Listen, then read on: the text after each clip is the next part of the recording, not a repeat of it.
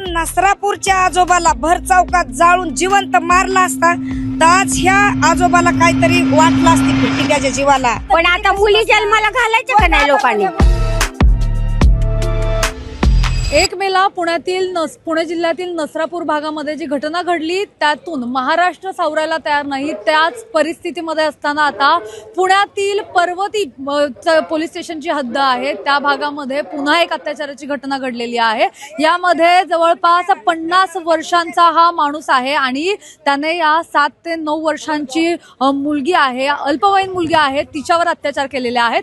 काय नेमकं झालंय हे सगळं आपण जाणून घेणार आहोत। इथल्या लोक जे आहेत तर ती आता रस्त्यावर उतरलेली आहे। मोठा पोलिसांचा फौजफाटा सुद्धा इथे तैनात करण्यात आलेला आहे। काय नेमकं इथल्या लोकांचं म्हणणं आहे आपण जाणून घेणार आहोत। काय झालंय घटना तुम्हाला माहिती आहे का? तुम्ही एवढे सगळे लोक रस्त्यावर आहे ना, मला एकच सांगायचंय, प्रत्येक ठिकाणी ह्या आजोबांनी धुमाकाळ उठवलाय।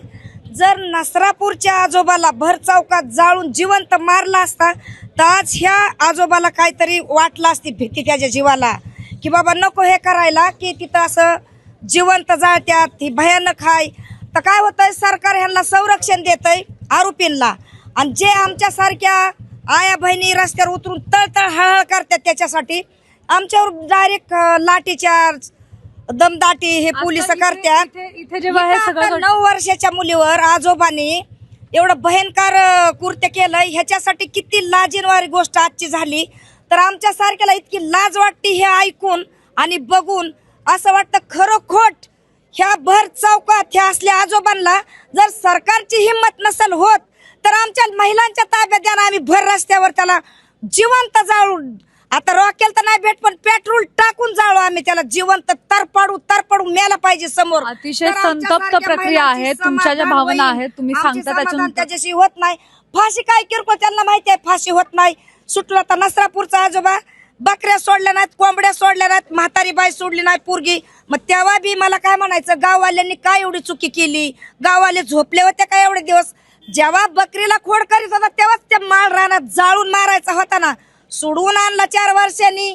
मग त्यांना हेच बघायचं होतं का की एका छोट्या आता नसरापूरची घटना आहे, इथली जी घटना आहे तर ह्या घरापासून तुम्ही किती अंतरावर राहता? तीच म्हणायचंय की ज्या त्या म्हाताऱ्याला जर खरंच तसं केलं असतं तर आज ही घटना घडत नव्हती। तिकडं राजेंद्र नगरला राहतो आम्ही, पण आता मुली जन्माला घालायचं का नाही लोकांनी? कुणाच्या नात्या असतात, कुणाच्या मुली असतात, कुणाचं कोण असतं, हे सारखं असं बाहेरची लोक, कुठली लोक असे प्रकारच करत असले तर मुली जन्माला घालायला नकोच आहे। वाटायला लागली मुलींना, कसं वागावं, कुठं सोडाव?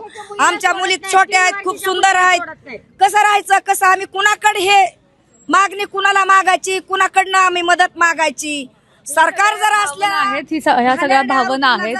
पुण्यातल्या जो पर्वती पोलीस स्टेशनच्या हद्दीत असणारं हे जनते वसाहतचा भाग आहे, जिथे आपण आता बघितलं तर सगळे इथले जे स्थानिक आहेत तर ते रस्त्यावर उतरलेले आहेत, त्यांच्याकडून आक्रोश केला जातोय। काय सांगाल, काय जनतेच्या हातात आम्हाला आरोपी द्या का? आत्ता आमच्या बारक्या पुरीत, तुमच्या पण बारक्या पुरीत, उद्या तुमच्या पुरीवर अत्याचार झाला तर तुम्ही काय करू शकता? जाऊ शकताय ना तुम्ही पण? तुम्ही काय पोलिसाला म्हणणार का ये तो पोलीस गेला, तो पैसे घेणार, तो त्याला घेऊन जाणार आहे एकटाच?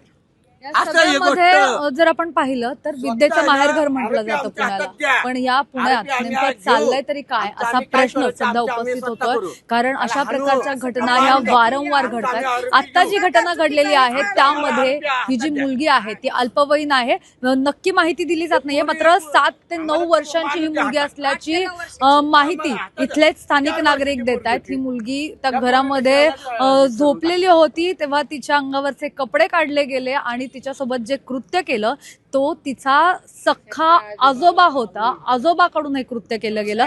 जेव्हा ही मुलीने आरडाओरडा केला तेव्हा तिथे राहत असणाऱ्या आजूबाजूच्या लोकांना समजलं, ते गोळा झाले आणि जेव्हा इथले लोक गोळा झाले तेव्हा हे सगळं कृत्य थांबवलं। लगेचच काही क्षणातच पोलीस इथे आले आणि त्यांच्याकडून आता आरोपीला ताब्यात घेण्यात आलेला आहे। मात्र नसरापूरची घटना ताजी असतानाच आता पुण्यात आणखी हे जे प्रकरण घडलेलं आहे त्यामुळे खरं तर संपूर्ण पुणे शहरात आता पुन्हा एकदा खळबळ उडालेली आहे.